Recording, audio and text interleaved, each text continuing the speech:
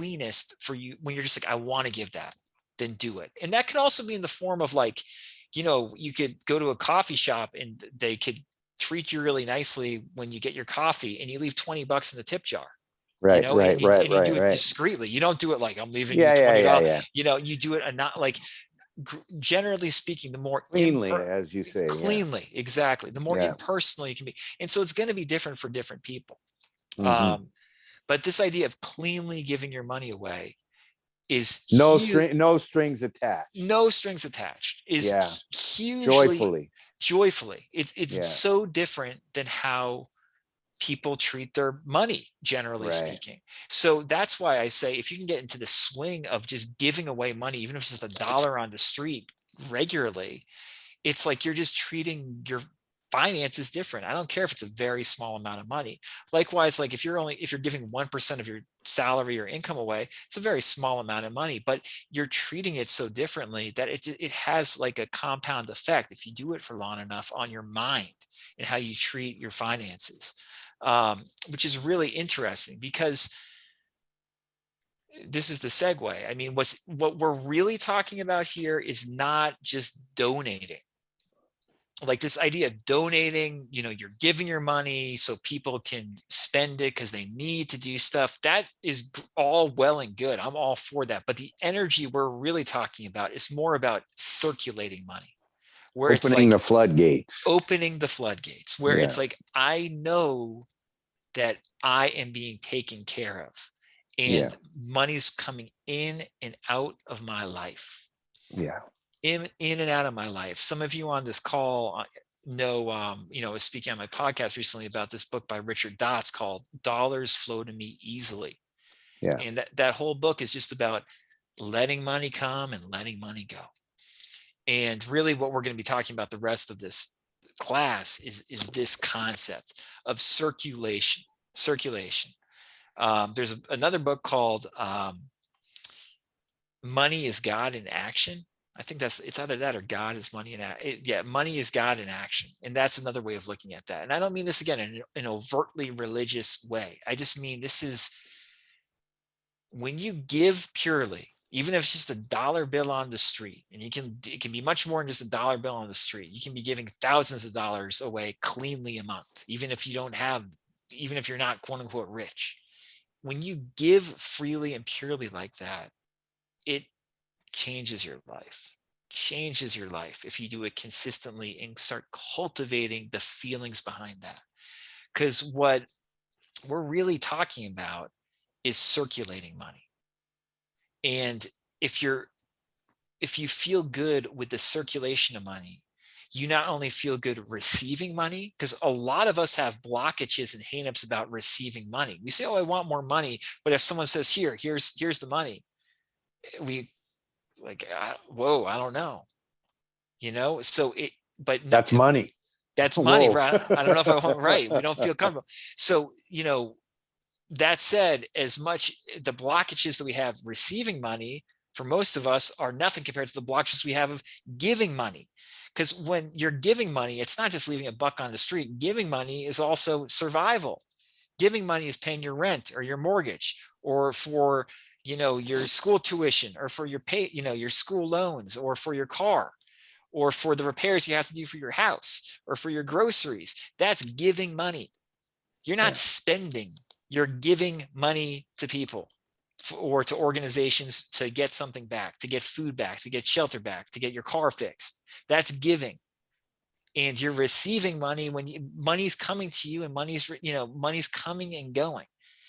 And the less you associate receiving money from a certain thing, like your job, and spending money on a certain thing, and keeping it tight together like that, the less you associate with money in that very confined way, and the more you associate it with it coming to you and going freely, and it always flowing to and from you, the better you're going to feel about money. And generally speaking, the more easy it's going to be for your financial situation to improve, and for money to be there when you need it to be there. And let's cut to the chase here. How many times in your life has the money not been there when you really needed it to be there? Wow. Because even if you are without a house, or without a shelter over your head, for most of us, you had what you had in that moment, and that was that. As terrible as that sounds. And we are programmed and wired to survive. And we treat money like we're not. We treat money like it's this limited resource, and we can only get it through a certain job. We can only spend a certain amount. If we don't, we're going to die. And we're crazy.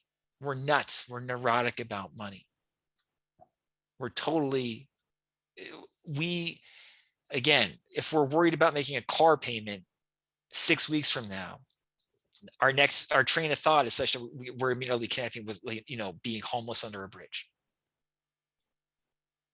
We've got all these nutty thoughts about money, crazy thoughts about money.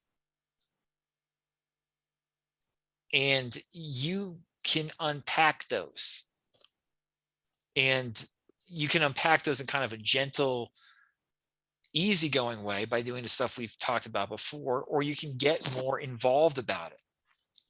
And that's doing inner work on yourself and realizing how screwed up you are in some regards about money. And again, I don't say this judgmentally. This is not being personal towards you. I'm saying we're all screwed up about money.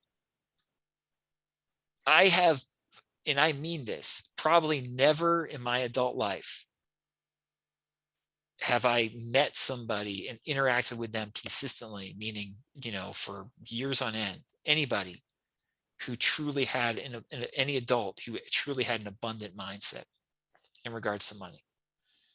The last year or two, I've interacted with people in like more of like a, professional space, or being coached by people who have an abundant mindset about money. But it's not the people you would think. It's not the CEOs and multimillionaires and entrepreneurs that say that they're rich and da da da. Most of those people have a lackful mindset about money.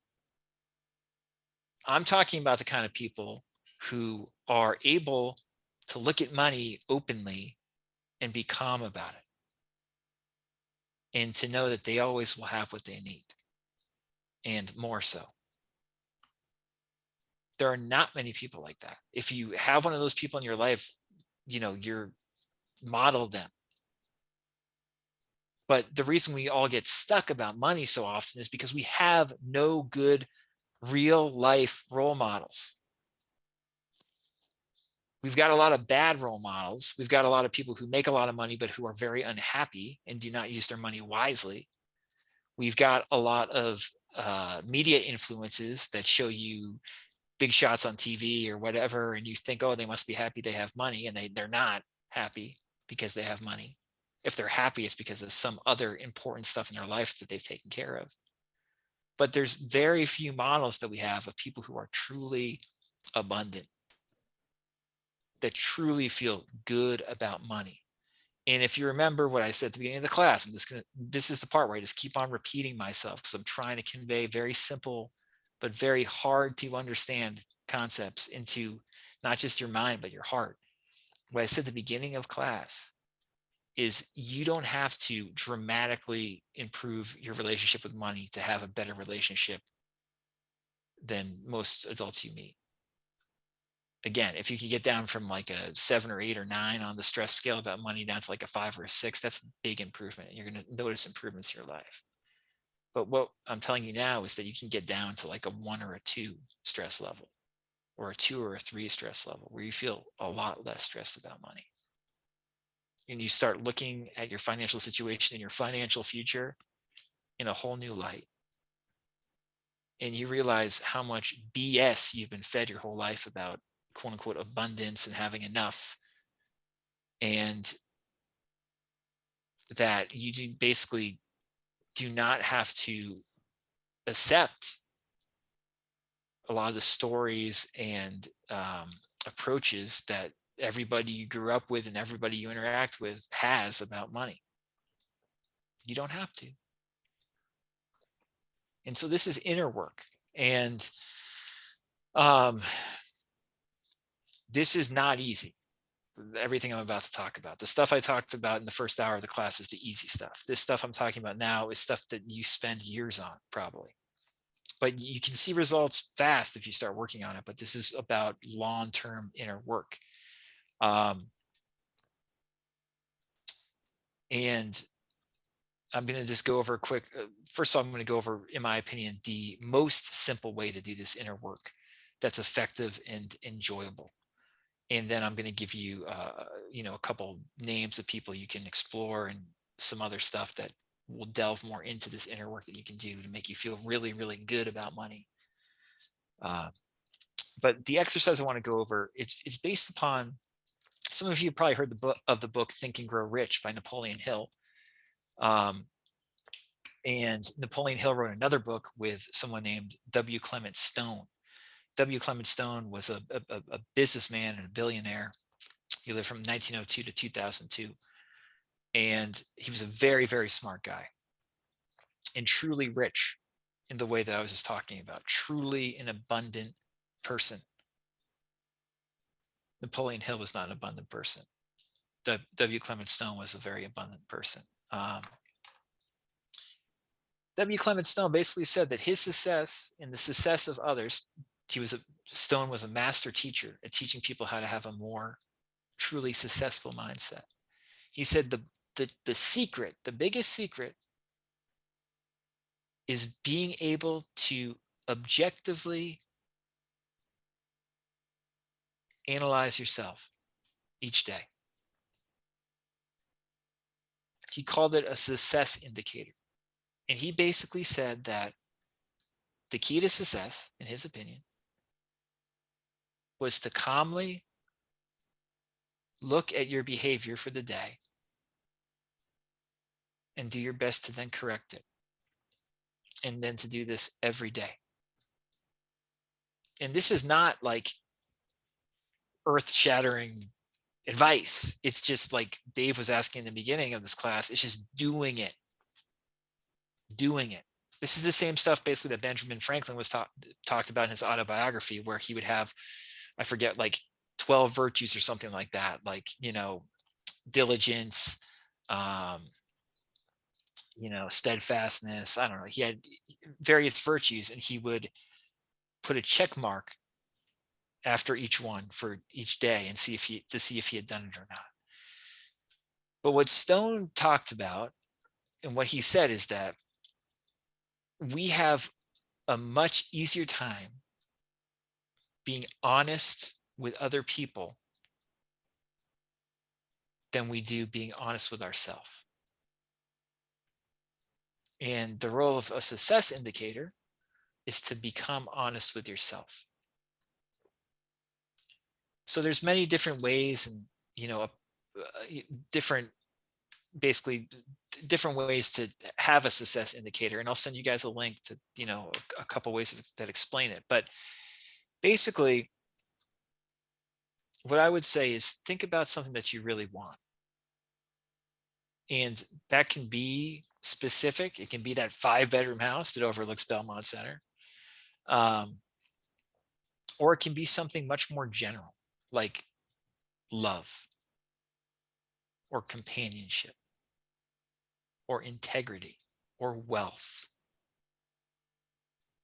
But think about something you really want. And then write that down. Keep a notebook.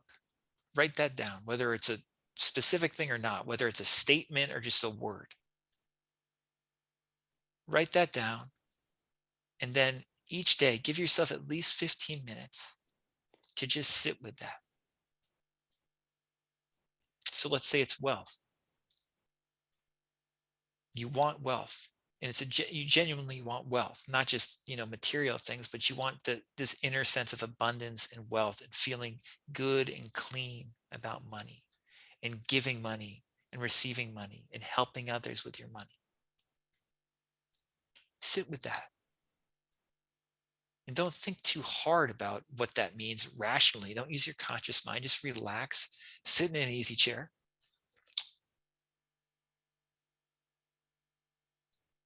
And see what comes up. See what comes up in terms of what you've done in the last 24 hours that had to do with wealth. Did you spend money freely? You know, did you buy that certain something that you wanted? Or did you perhaps not buy something because you were afraid you weren't going to be able to afford it? Or did you find yourself worrying about an upcoming dental appointment? Note down your behavior in your notebook.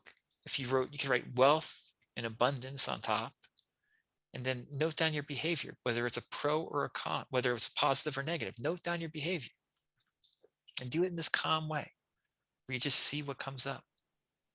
You're not reflecting hard on your day, reviewing every little thing. You're just seeing what pops into your mind when you ponder this high ideal of wealth. That's how you keep yourself honest. That's a success indicator. If you do this every day, you can constantly redirect your focus back to what you want, whatever that high virtue or ideal is, whether it's wealth, whether it's love, whether it's integrity, whether it's a specific thing like a 5-bedroom house overlooking Belmont Center, whatever it is, you can constantly bring yourself back to that. If you sit with yourself calmly, relaxingly, reflecting for at least 15 minutes, you can do it for a half an hour, you can do it for 45 minutes. But if you do that every day, that's a good way to do inner work in regards to not just finances, but your whole life. And that's one of the simplest ways I know of to do that.